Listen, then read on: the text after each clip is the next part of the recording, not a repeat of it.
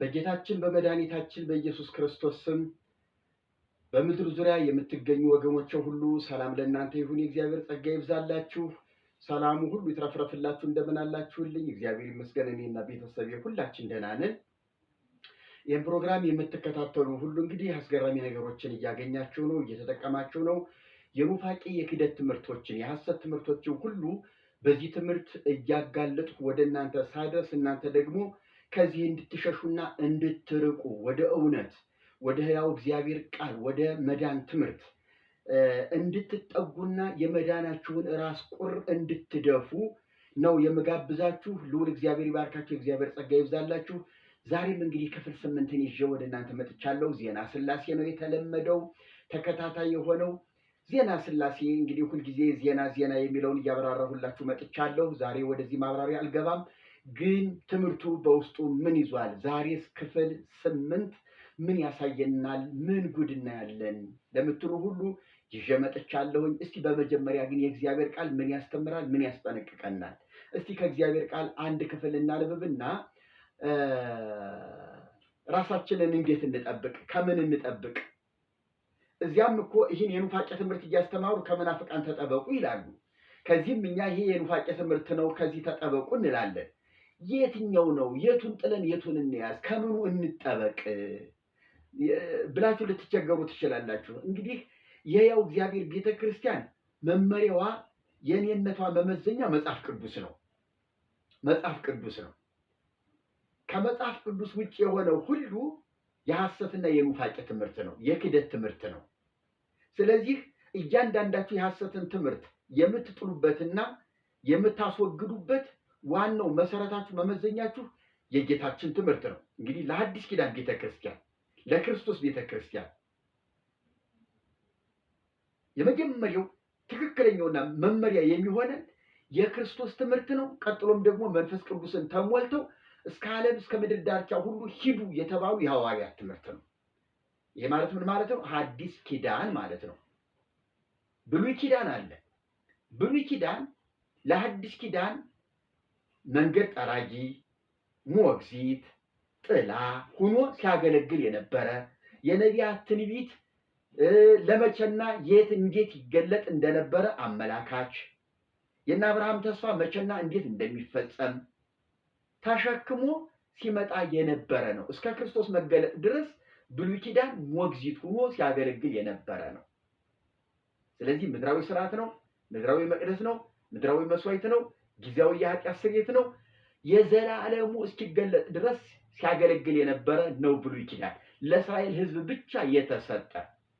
ይህ አዲስ ኪዳን ደግሞ ለዓለም ሁሉ የተሰጠ፣ መስዋዕቱ ለዓለም ሁሉ፣ ወንጌሉ ለዓለም ሁሉ፣ ደህንነት ለዓለም ሁሉ፣ የኃጢአት ስርየት ለዓለም ሁሉ የተሰጠ ነው።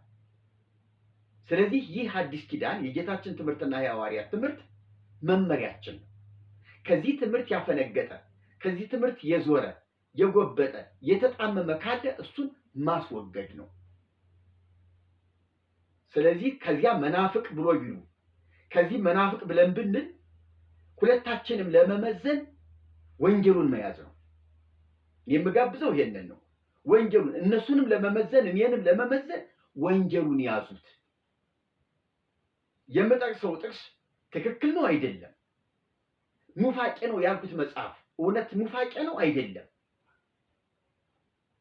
እነዚያስ ምን እያሉ ነው? ይህንን በሚገባ እንመጣበታለን። ክብር ለእግዚአብሔር ይሁን፣ እንመጣበታለን። ስለዚህ ዛሬ ከመጽሐፍ ቅዱስ አንድ ጥቅስ እንያዝና እሷን ሰምተን እሷን መሰረት አድርገን ወደ ዜና ሥላሴ ወይም ድርሳነ አብ ወወልድ ወመንፈስ ቅዱስ ክፍል 8ን እናያለን። መልካም ቆይታ ይሁንልን። ተባረኩልን።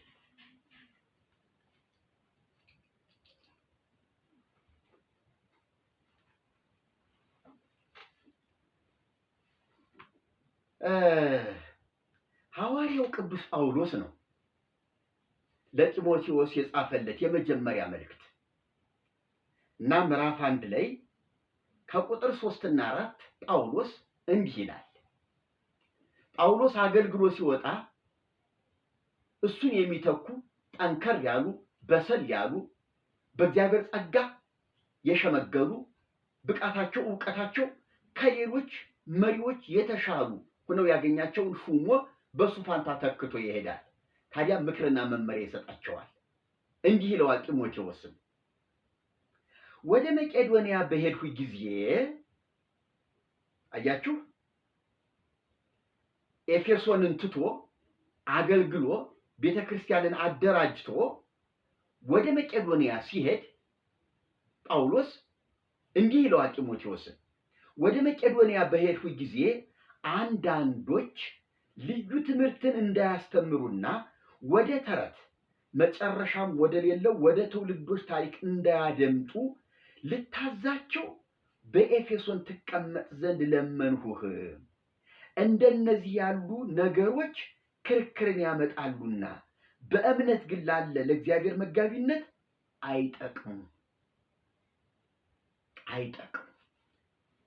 አያችሁ በእምነት ላለ ለእግዚአብሔር መጋቢነት አይጠቅሙም። እኔ መጀመሪያውኑ ወደ መቄዶንያ ስሄድ ወደ ተረት ማለቂያ ወደ ሌለው ወደ ትውልዶች ታሪክ እንዳያደምጡ በኤፌሶን ትቀመጥ ዘንድ ለመንሁህ። ምክንያቱም አንተ ይሄንን በጥልቀት የተረዳህ እኔን ሆነህ እኔን ወክለህ ልትሰራ የምትችል ጠንቃቃ ሰው ነህ እያለው ነው። ለመነው ትቀመጥ ዘንድ ለመንሁህ። እንግዲህ ጢሞቴዎስ ከጳውሎስ መለየት አይፈልግም። አባቱ ነው፣ መምህሩ ነው። እሱ በዋለበት እሱ ባደረበት እያደረ ከእሱ ጋር ማገልገል ይወዳል። ሁላችንም ይሄን አፍቆታለን። መምህሮቻችን ጋር መለየት አንፈልግም። ደስ ብሎ ነው አብረን ከነሱ ጋር መኖር የምንፈልገው። ነገር ግን ተምረን አጠናቀን ጨርሰን በል አንተ ይሄን ቦታ ያዝልኝ እኔ ደግሞ ወደ ሌላ ቦታ ልሄድ ነው ሲሉን እንባ ነው የሚተናነቀን። ከወላጆቻችን ይልቅ በስጋ ከወለዱን ወላጆቻችን ይልቅ እነዚህ ያሳደጉን መምህራን ሲለዩን በጣም ነው የሚጨንቀን። እና ጢሞቴዎስ ተለመነ። ተረት ማለቂያ ወደ ሌለው ወደ ትውልዶች ተረት እንዳያደምጡ አያት የሐሰት ትምህርትን እንዳይይዙ። ምናልባት ተረቱ እኮ ትክክል ሊሆን ይችላል። ጳውሎስም እኮ የዕብራውያንን መልእክት ጽፎ መጨረሻ ላይ ምዕራፍ 11 እነገሌ በእምነት እያለ ሄደና እማያልቅ ሆነ ነገሩ። ዋናዎቹን ጠቃቀሰና ሲያበቃ ስለነ ጌዲዮን፣ ስለነ ባርቅ፣ ስለነ ዮፍታሔ፣ ስለነ ምናምን ስለነ ገሌ እንዳልተርክ ጊዜ ያጥርብኛል። የያዘው ይሄ ትርክት እኮ ትክክል ነው። በጳውሎስ አካሄድ እኮ ትክክል ነው። እነ ጌዲዮን፣ እነ ባርቅ፣ እነ ዮፍታሔ፣ እነ ዳዊት እኮ ቢተረኩ ትክክል ናቸው። እውነተኛ ታሪክ አላቸው። ነገር ግን ጊዜ ያጥርብኛል። እነዚህን በመተረክ እድሜን አልጨርስም። አሁን አስፈላጊ አንገብጋቢ የሆነ ጊዜ የማይሰጠው ጉዳይ አለኝ በማለት ወደ ወንጌሉ ሲያዘነብል ነው የምናየው። ታዲያ ጢሞቴዎስንም እዚህ ላይ የሚመክረው ማለቂያ ወደ ሌለው ታሪክ ቢተረክ አያልቅም እኮ። ታሪክ እኮ እንደገና ይመጣል እኮ። ታሪኩ ያኛው ታሪክ ሲያበቃ ቀጣይ ታሪክ ሁሉ አለ፣ ይመጣል። ታሪክ እኮ ማለቂያ የለውም እኮ። ታሪክ ጌታ እስኪመጣ ድረስ ታሪክ አለ። ደጋግ አባቶች አሉ የሚተረክላቸው፣ ክፎችም አሉ እንደነገሌ ያሉ እየተባሉ የሚተረክባቸው አሉ። እና ጳውሎስ ጢሞቴዎስን አደራ በማለት እየለመነ ያስጠነቅቀዋል። መጨረሻ አያችሁ ይሄ አንዳንዶች ወደ ልዩ ትምህርትን ወንጌል ያልሆነ ደህንነት ያልሆነ የክርስቶስ ያልሆነ የዘላለም ሕይወት ያልሆነ ልዩ መገረዝም እኮ በሐዲስ ኪዳን ልዩ ትምህርት ነው። ይሄ መስዋዕት ምናምን ኦሪት ልዩ ትምህርት እኮ ነው በሐዲስ ኪዳን። ምን አሉ እነዚህ ዘመናውያን አስተማሪዎቻችን ስንማር በገብስ መካከል የበቀለ ስንዴ አረም ነው ይላሉ። እውነታቸውን ነው። በገብስ መካከል አያችሁ፣ አንድ እርሻ ላይ ገበሬው ገብስን የዘራው ሌላ ነገር አይፈልግም። ነገር ግን ከገብሱ ጋር ስንዴ ተቀላቀለችና እዚያ ውስጥ በቀለች። ምንም አትሰራ፣ አረም ናት እሷ፣ አረም ናት። ስንዴ በቦታዋ ነው ስንዴ የምትሆነው እንጂ ያለ ቦታዋ አረም ናት። በገብስ መካከል የበቀለ ስንዴ አረም ነው። በዳጉሳ መካከል የበቀለ ጤፍ አረም ነው። በስንዴ መካከልም የበቀለ ገብስ አረም ነው። በሐዲስ ኪዳን መካከል የበቀለ ብሉይ ኪዳን አረም ነው። በክርስቶስ መስዋዕትነት ተደርቦ የመጣ የኦሪት መስዋዕት አረም ነው። በክርስቶስ ላይ የተደረበ ሙሴ አረም ነው። አያችሁ፣ ለጳውሎስ የብሉይ ኪዳን ትምህርት አሁን እንደ ጉድፍ ነው ብሎታል። አሁን እንደ ጉድፍ ቆጥሬዋለሁ ነው ያለ።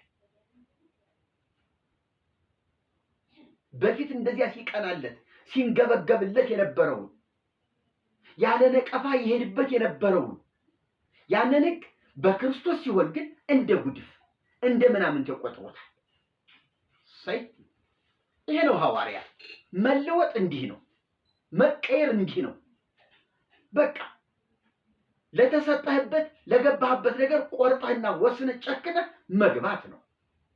የሚጣለውን ለመጣል መወሰን ነው። አንዳንዱ እንደው ልለቃቅ ምስቲ ያስተፍ ለምን አረብ ውስጥ ትገባለህ? ለምን? እኮ ጠላት የዘራውን ክርዳድ ነው። መገረዝ ብትለው ሙሴ ብትለው ኦሪት ብትለው ወንጌል ላይ አረም ነው፣ ታራት ነው። እንዲህ ነው ያለው። አንዳንዶች ልዩ ትምህርትን እንዳያስተምሩና ወደ ተረት መጨረሻም ወደ ሌለው ወደ ትውልዶች ታሪክ እንዳያደምጡ ልታዛቸው በኤፌሶን ትቀመጥ ዘንድ ለመንሁህ።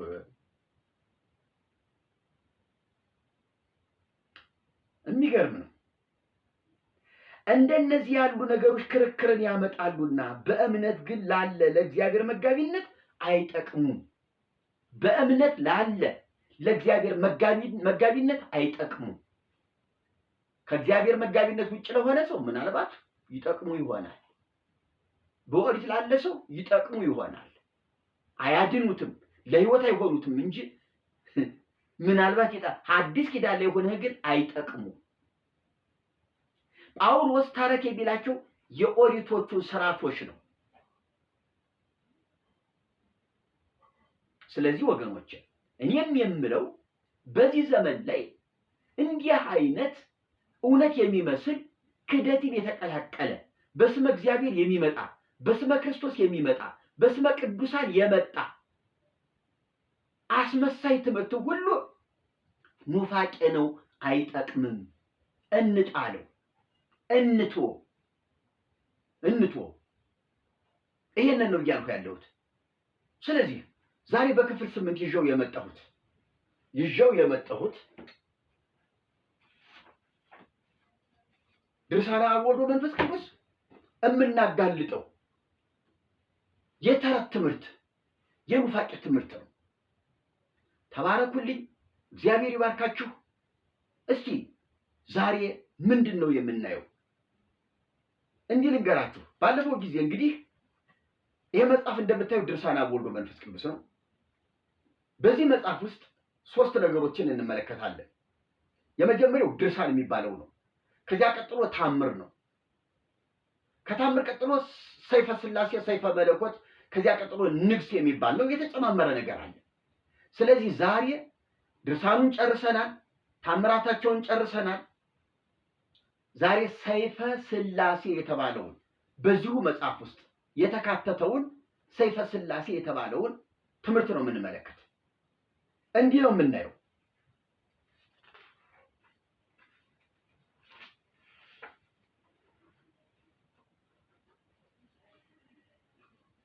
በስመ አብ ወልድ ወመንፈስ ቅዱስ ብሎ ይጀምራል። መቼም ይሄ በስመ አብ በኦርቶዶክስ ቤተክርስቲያን በጣም የተለመደ የማንም አፍ መፍቻ፣ ለጥንቆላም በስመ አብ ወልድ ወመንፈስ ቅዱስ ይባላል። ለጥንቆላ አጋንንትን ለመጥራት ጋኔን ለመሳብ በስመ አብ ይባላል። እንዴት በስመ አብ ተብሎ ሰይጣን ይመጣል ነው የምትሉት? ጥያቄያችሁ ይሄ ነው። ይመጣል። ሰይጣን የተዋረሰው ሰው ስመ እግዚአብሔርን ቢጠራ ስመ እግዚአብሔርን እንደጠራ አትጠሩት። ካፉ ላይ ፊደል ጠራ፣ ካፉ ላይ ፊደል ተናገረ። አብ ወልድ መንፈስ ቅዱስ ብሎ ፊደል አነበበ እንጂ በእውነትና በእምነት የእግዚአብሔርን ስም አልጠራ።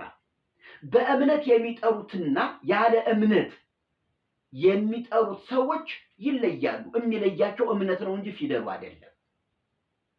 ይሄንን ልዩልኝ። ሁላችንም ፊደል እንጠራ ይሆናል። ነገር ግን በእምነት የምትጠራውና ያለ እምነት የምትጠራው ስም ይለያል። በኢየሱስ ስም ብሎ ድውይ መፈወስ አለ። በኢየሱስ ስም ብለህ ግን ስትጠራ እንዴ አንተ ማን ነህ የምትባልበት ቀን አለ። ጳውሎስን አውቀዋለሁ፣ አጵሎስን አውቀዋለሁ፣ ኢየሱስንም አውቀዋለሁ፣ እናንተ እነማን ናችሁ ብሎ መንፈሱ በርትቶባቸው ራቆታቸውን እስኪሄዱ ድረስ የተዋረዱ ሰዎች አሉ። አየህ፣ በእምነት የጠሩትን ጳውሎስ መንፈሱን አስጮኸው ሲያስወጡት ያለ እምነት ጳውሎስ በሚሰብከው ያሉት እንኳን ሰዎች ምን ያህል እንደተዋረዱ ታያለህ። ስለዚህ ጠንቋይ በስመ አብ ብሎ ቢል አትደነቅ፣ አይግረምህ። እና ወደ ትምህርቱ ወደ ሐሳቡ ልውሰዳችሁ።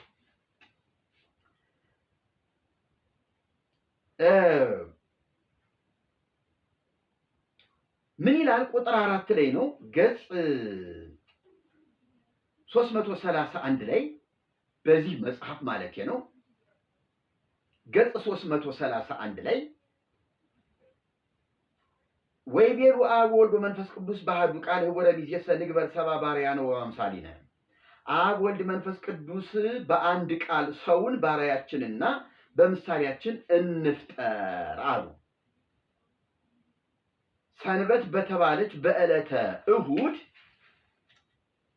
8 ፍጥረታትን ፈጠሩ።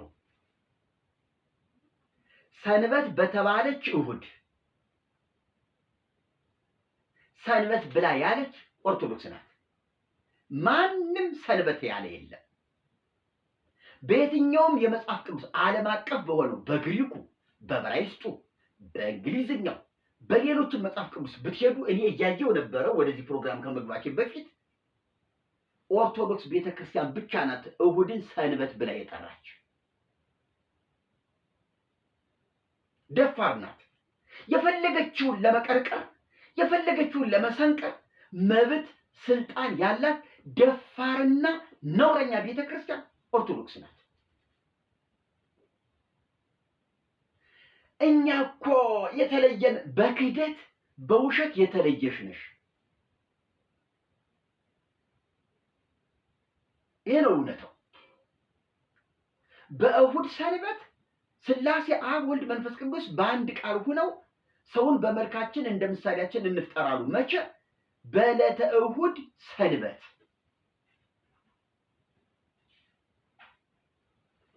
እዚህ ላይ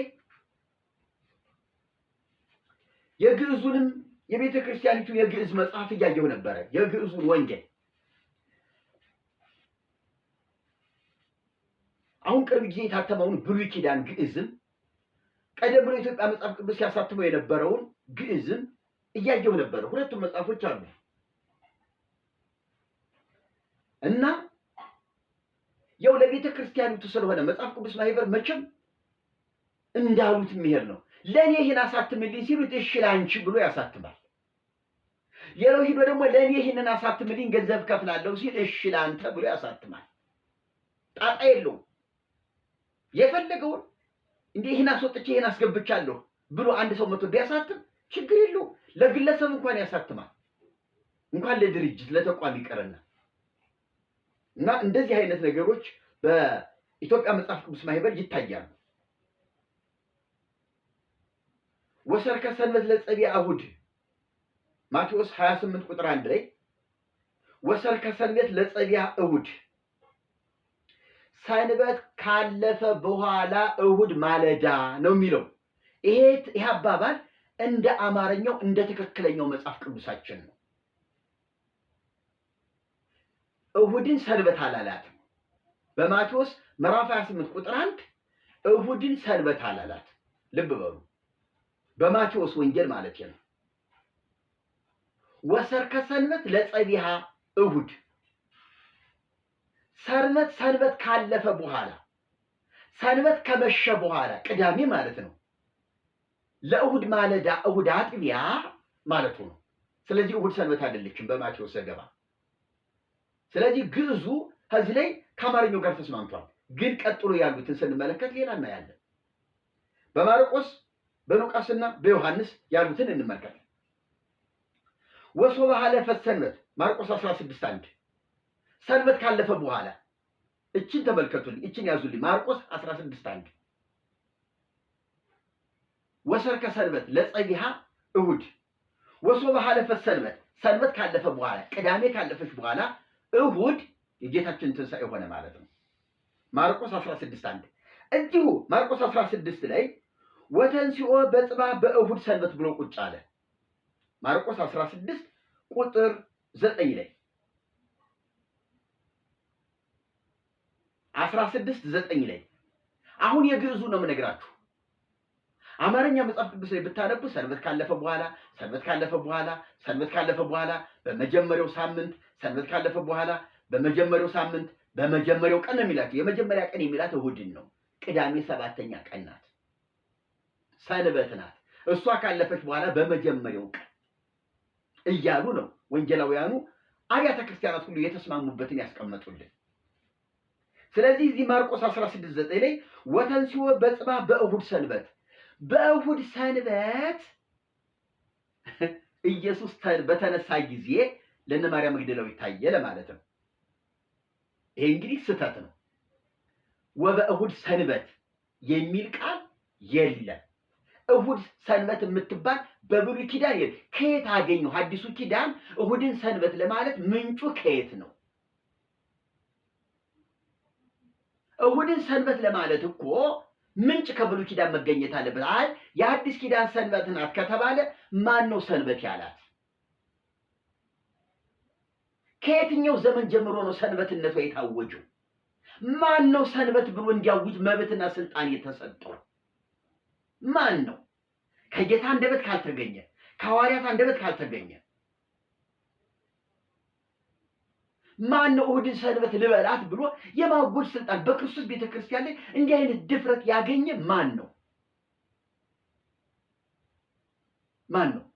ስለዚህ የግዕዙን ከግሪክኛው ወደ ግዕዝ ስትተረጉም ይህች ቤተክርስቲያን እሁድን ሰንበት በማለት ሸቃቅጣለች፣ ወንጌሉን በርዛለች። ወበእሁድ ሰንበት እያለች ቀጠለ። ሉቃስ ላይ ወበእሁድ ሰንበት ቅዳሜ ካለፈ በኋላ በሰንበት እሁድ። አያችሁ፣ አሁን እሁድን ሰንበት ካለ አዲስ ኪዳን ይሄ መጽሐፍ እሁድን ሰንበት ካለ ቅዳሜም ሰንበት ናት፣ እሁድም ሰንበት ናት። ሁለት ሰንበቶች እያለ ነው። ግን ደግሞ ራሷ ቤተክርስቲያኒቱ የምታምርበት ሌላ ታሪክ አላት። ሁለቱ ሰንበታት ሁለት ሰንበት ተብሎ እንዲከበሩ በ16ኛው ወይም በ15ኛው መቶ ክፍለ ዘመን ነው የታወጀው በአፄ ዘርዓ ያዕቆብ ዘመነ መንግስት። ሁለቱ ሰንበታት ተብለው ሁለት ሰንበት በሳምንት እንዲከበሩ ያደረገው አፄ ዘርዓ ያዕቆብ ነው ብላ ወርቃማው ዘመን ብላ ቤተክርስቲያኒቱ ለዘርዓ ያዕቆብ እውቅና ሰጥታለች። ግን እዚህ ላይ ከዘርዓ ያዕቆብ በፊት የነበረው ግዕዝ ወንጌል እሁድን ሰንበት እያለ ነው። ለምን ትዘባርቃለች? ለምን ትዋሻለች? ለምን? ይሄ የሉቃስ ወንጌል ምዕራፍ 24 ቁጥር 1 ላይ ነው አሁን የነገርኳችሁ። በማቴዎስ ወንጌል ምዕራፍ 20 ቁጥር 1 ላይ ወበእሁድ ሰንበት በእሁድ ሰንበት ሲል ታገኛላችሁ። ግዕዙ አማርኛ ላይ እኮ የለም፣ በአማርኛው ላይ የለም። ራሷ ቤተክርስቲያኒቱ ባዘጋጀችው ቆይ እስቲ የቤተክርስቲያኒቱ ራሷ ቤተክርስቲያኒቱ ያሳተመችው ሐዲስ ኪዳን አለ።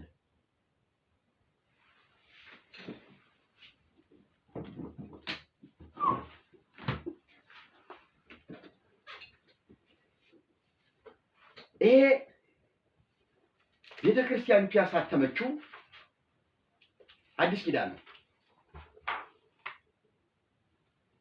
አቅርቤ ያሳያችኋለሁ። ይሄ የማይነበባችሁ ከሆነ በፎቶግራፍ አቅርቤ ያሳያችኋለሁ። ነዋ ወንጌለ መንግስተ ሰማያት መጻሕፍተ ሐዲሳት አዲስ ኪዳን ብፁዕ ወቅዱስ አቡነ ጳውሎስ የኢትዮጵያ ኦርቶዶክስ ተዋሕዶ ቤተክርስቲያን ፓትርያርክ በሆኑ በ5ኛው ዓመት ለሁለተኛ ጊዜ ታተመ። አሳታሚ ትንሣኤ ማተሚያ ድርጅት አዲስ አበባ 1989 ዓመተ ምህረት በኢትዮጵያ መጽሐፍ ቅዱስ ማህበር አልታተመም። ኢትዮጵያ መጽሐፍ ቅዱስ ማህበር ይሄን አያውቀውም። የኢትዮጵያ ኦርቶዶክስ ተዋሕዶ ቤተክርስቲያን በግሏ የኔ ብላ ያሳተመችው ነው። ግን ታዲያ ይሄ መጽሐፍ ራሷ ያሳተመችው መጽሐፍ ግዕዙ እንደሚለው ብሏል ወይስ አላለ?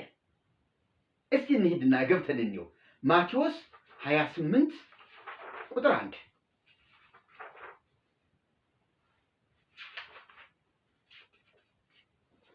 ልብ በሉ። ያኛው ግዕዙ ወበእሁድ ሰንበት ነው የሚለው በእሁድ ሰንበት። ይሄን ደግሞ ይውልኝ በሰንበትን መጨረሻ መጀመሪያው ቀን ሲነጋ ሳይ ራሱ ቤተ ክርስቲያኒቱ ሁለት ምላስ ወበእሁድ ሰንበት በእሁድ ሰንበት ብሎ ይሄኛው ግን የራሷ መጽሐፍ ይሄም የራሷ ነው። በነገራችን ላይ መጽሐፍ ቅዱስ ማህበር የኔ ብሎ እጁን አላስገባበትም። ለቤተ ክርስቲያኒቱ ያሳተመው ነው።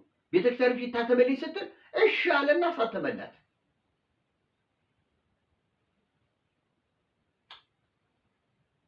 ይኸውላችሁ እንዳትደናገጡ እንዳትጠራጠሩ። ይሄ ነው ግዕዙ ወንጌል ይሄ ነው። ታትመ በማህበረ መጽሐፍ ቅዱስ ዘኢትዮጵያ ለኦርቶዶክስ ተዋሕዶ ቤተክርስቲያን ዘኢትዮጵያ እስራሜት 1040 ዓመተ ምህረት ታትመ በማህበረ መጽሐፍ ቅዱስ ዘኢትዮጵያ በኢትዮጵያ መጽሐፍ ቅዱስ ማህበር ታተመ ለኦርቶዶክስ ተዋሕዶ ቤተክርስቲያን ዘኢትዮጵያ ለኢትዮጵያ ኦርቶዶክስ ተዋሕዶ ቤተክርስቲያን በእስራ ምዕት 1040 ዓመተ ምህረት በ2014 ዓመተ ምህረት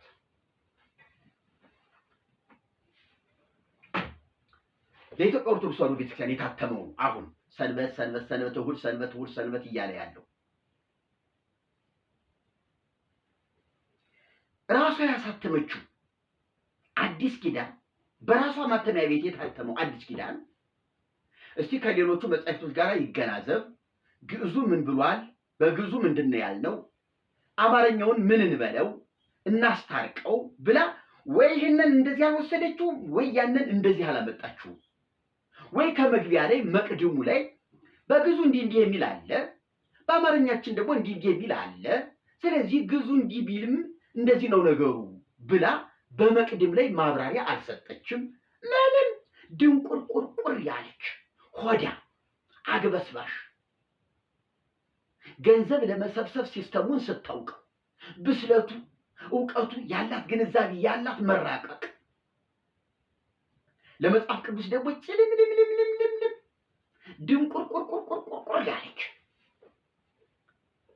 ይሄ እኮ የዘላለም ሕይወት እኮ ነው። አቤት ጭካኔዋ! አቤት የሲኖዶሱ ጭካኔ! አቤት የመሪዎች ጭካኔ! አቤት እንዴት ሕሊናቸውን ሸጡ! እንዴት አይምሯቸውን ገደሉት! አያችሁ፣ በሰንበትን መጨረሻ በቅዳሜ መጨረሻ ማለት ነው። እሁድ ሲነጋ እያለ ነው። ቀጥል ማርቆስ 16 ሰንበትም ካለፈ በኋላ መግደላዊት ማርያም ሰንበት ካለፈ በኋላ በእሁድ ሰንበት ያለውን እኮ ነው ያ በእሁድ ሰንበት ያለውን ሰንበት ካለፈ በኋላ ቅዳሜ ካለፈ በኋላ እነ መግደላዊት ማርያም ቁጥር 9 እዚሁ ላይ ከሳምንቱም በመጀመሪያው ቀን ማልዶ በተነሳ ጊዜ ከሳምንቱም በመጀመሪያው ቀን እንጂ በእሁድ ሰንበት አላለ። አማርኛ የራሱ የቤተክርስቲያኒቱ መጽሐፍ ማርቆስ ሉቃስ ምን አለ? ሉቃስ 24 ነገር ግን ከሳምንቱ በመጀመሪያው ቀን ያዘጋጁትን ሽቶ ይዘው ከሳምንቱ በመጀመሪያው ቀን እሁድ ቀን በመጀመሪያው ቀን ማለዳ ሽቶ ይዘው ሄዱ። ሰንበት አላለው። ወበእሁድ ሰንበት የሚለው ዜሮ ገብቷል በራሷ መጽሐፍ።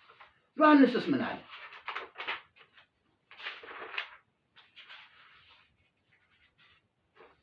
ከሳምንቱ በመጀመሪያ ዋው እዚህ ላይ ደግሞ ቀላቅለዋል። ከሳምንቱ በመጀመሪያ በእሁድ ሰንበት አያችሁ። ወበእሁድ ሰንበት ዮሐንስ 20:21 ላይ አማርኛውን በእሁድ ሰንበት ብለውታል። ምን አለ እስካሁን ድረስ እንደመጡት እንደዚሁ አቃንተው እውነቱን ቢገልጡ ምን አለ። ከሳምንቱ በመጀመሪያ በእሁድ ሰንበት የሚያሳዝን ነገር ነው። እና መጽሐፏ ቤተክርስቲያኒቱ ይህ ነው የሚባል መላቅጡ የጠፋው ግራ የሚያጋባ ለገናዥ ለያዥ ያስቸገረ መጽሐፍ ነው ማለት ነው።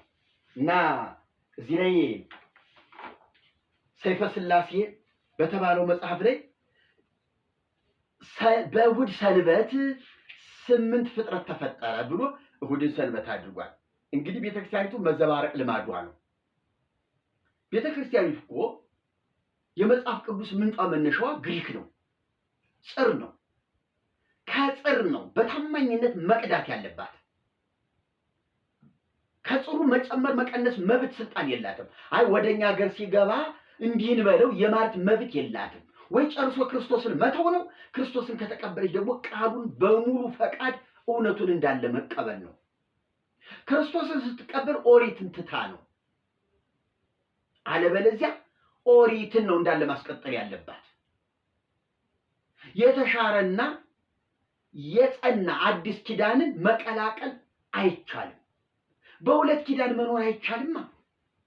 ሁለት ኪዳን የለም። ስለዚህ ይሄ መጽሐፍ እንዲሁ ይዘባርቋል ማለት ነው።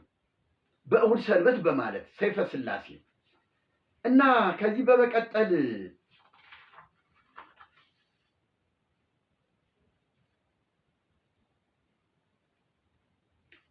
አብ ወልድ መንፈስ ቅዱስ ያደረጉት ታምር በዚህ በሰይፈ ሥላሴ የሰኞው ላይ እንዲህ ተገልጿል።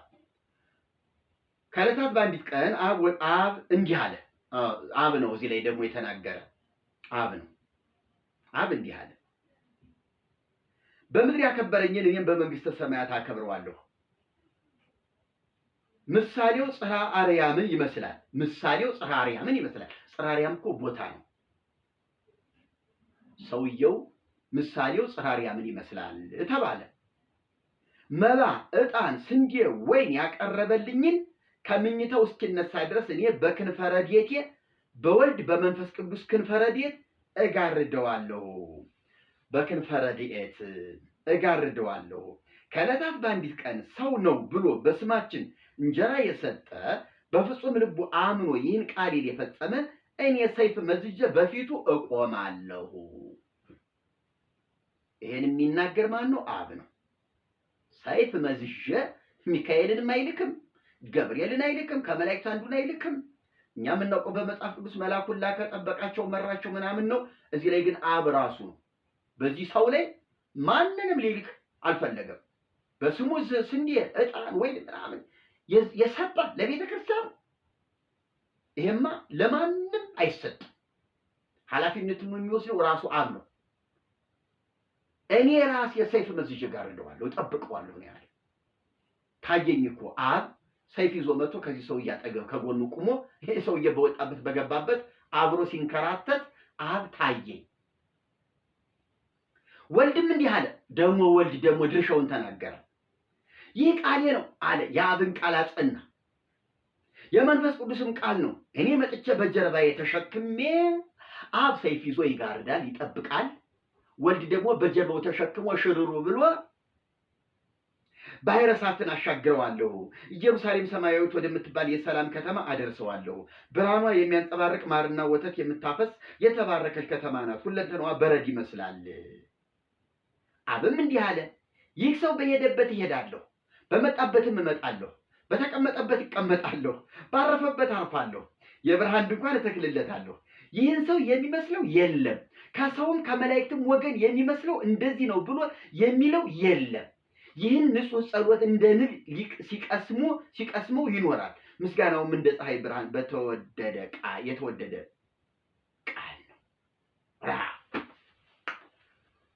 አይገርምም? ይሄን ሰው ከመላእክት ከሰው ይሄን ሰው የሚመስለው የለም። አብን ወልድን ይሄን ዝክር የዘከረ እኮ ብዙ ህዝብ አለ። አንድ ሰው ብቻ ነው እንዴ መርጦ የሚናገረው? የዘከረው ሁሉስ ነው? ለእያንዳንዱ ሰው ይሄ ስልጣን ተሰጥቶታል። እያንዳንዱ ሰው ይሄን ሰው የሚመስለው የለም፣ ይሄን ሰው የሚመስል ከመላእክት ከሰው ይሄን ሰው የሚመስለው የለም እየተባለ ያለ ሥላሴን የዘከረ ሁሉ እያንዳንዱ እንደዚህ ስልጣን ያለው እንዴ? ለምሳሌ እኔ ብዘክር እኔን የሚመስለኝ የለም ተባልኩ። ሌላው ጎረቤቴ ቢዘክር እሱን የሚመስለው የለም ተባለ። እኔ እና እሱ ተመሳሰልን አይደል እንዴ? ነው እንደው ይሄ አንድ ሰው ብቻ ተመርጦ ነው እንደ ሎተሪ እንደዚህ የሚነገርለት? አብ ሰይፍ መዞ ጠባቂ፣ ወልድ በጀርባው አዝሎ እሽሩ የሚል አብ እኔ በሄደበት እሄዳለሁ፣ በተቀመጠበት እቀመጣለሁ፣ በተመለሰበት እመለሳለሁ፣ በተኛበት እተኛለሁ፣ በኖረበት እኖራለሁ፣ የሆነውን ሁሉ ሆናለሁ። ኧረ አብ ስልጣኑ ተነጠቀ። ኧረ የአብ ስልጣን እንዲህ አይደለም። ኧረ የመለኮት ስልጣን ይህ አይደለም። ኧረ እንደዚህ አይባልም። ለመለኮት እባካችሁ መላእክት አሉት የሚታዘዙ። ደግሞስ አብ አንድ ልጁን ለዓለም ቤዛ ሲሰጥ፣ ለዓለም መድኃኒት ሲሰጥ፣ በእርሱ የሚያምን ሁሉ የዘላለም ሕይወት አለው ሲል፣ በእርሱ ዓለምን ከራሱ ጋር ሲያስታርቅ፣ ይህ የመጨረሻው ኪዳን አይደለም እንዴ? ወይንና ስንዴ ነው እንዴ እኔንና አብን የሚያስታርቀን? ዕጣን ነው እንዴ እኔንና አብን የሚያስታርቀን? ይሄማ በአወን ጊዜስ ነበር አይደለም? በብሉይ ኪዳን እንዳለ ዘመንን ያስቆጠረ ዕጣን ነበር አይደል? ይሄማ ወይን መባ ምናምን ነበር አይደል? ይሄማ በብሉይ ኪዳን ዘመን ምን ፈየደ? በጣም ይገርማል። የተባረካችሁ ወገኖች እንቀጥላለን። በክፍል 9 ቀጣዩን ደግሞ እናያለን። እግዚአብሔር ይባርካችሁ። ሰላም ሁኑልኝ። ተባረኩ። ይህን ፕሮግራም ለሌሎች ወገኖች እንዲዳረስ ተጣደፉ፣ ተሯሯጡ፣ ተሽቀዳደሙ። እግዚአብሔር ይባርካችሁ። ሐሳብ አስተያየት ስጡኝ፣ ይጠቅመኛል። እኔ ቡራኪያችሁ፣ ምርቃታችሁ፣ ጸሎታችሁ አይለየኝ። በኮሜንት የምትፈልጉትን ነገር አስቀምጡ። ሰላም ሁኑልኝ። በሚቀጥለው ክፍል 9 እንገናኝ።